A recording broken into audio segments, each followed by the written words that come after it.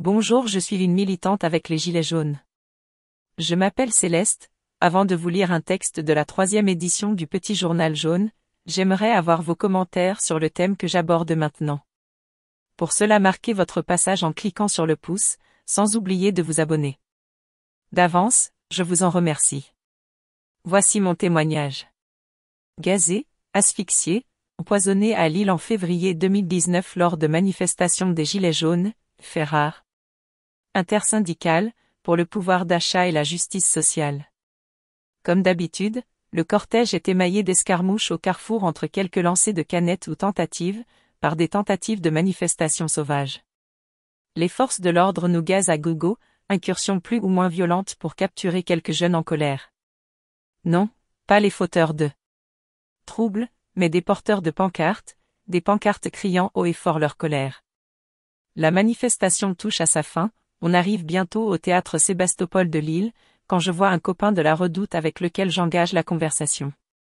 Brusquement, cris, mouvement de foule en fuite, des LBD de partout, mon copain disparaît dans la bousculade, je ne vois plus rien, mes yeux brûlent. Ma gorge est en feu, pas eu le temps de me protéger de leur gazage. Plié en deux, je bute sur une bordure du trottoir, des manifestants m'aident à rejoindre le trottoir. Je crache, mes yeux pleurent, à nouveau bousculés par le mouvement de foule qui fuit cette violence policière. À peine retrouvé un peu de souffle et de vision, je m'aperçois que la manifestation a été coupée en 3 parties et je suis avec quelques-uns entre 2 rangées de Robocop hargneux, matraquant tous azimuts. Plus possible de reculer, je reste plaqué au mur tassé sur moi-même quand la meute sauvage passe. Je fuis vers la place de la République, mais la rue Incarment est envahie par les gaz, pas d'autre issue, faut y aller, haletante. Je rase les murs, cherchant un peu d'air devant chaque porte des maisons de la rue, moins pollué dans les portes cochères. Ça brûle, ça pique, je crache, vite du sérum physiologique que j'avais dans mes poches.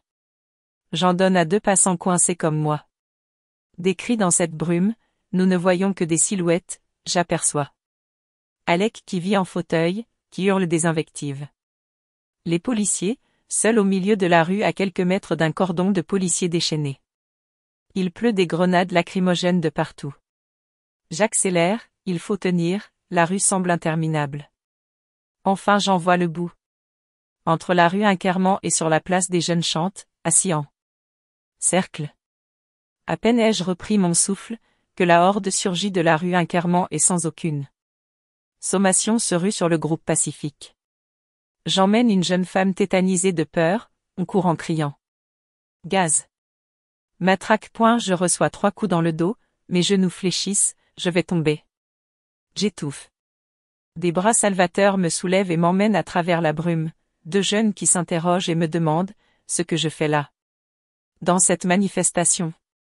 De l'autre côté, les médics me lavent les yeux, me font cracher et souffler dans un sachet. Ça va aller, je sanglote, mais où est Alec?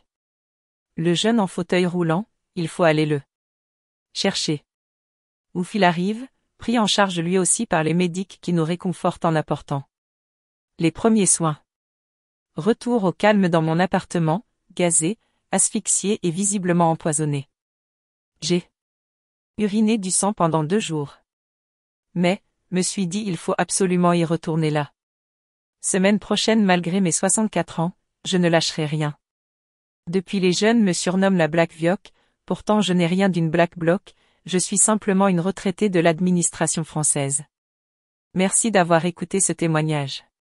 Force et courage à vous, mes amis.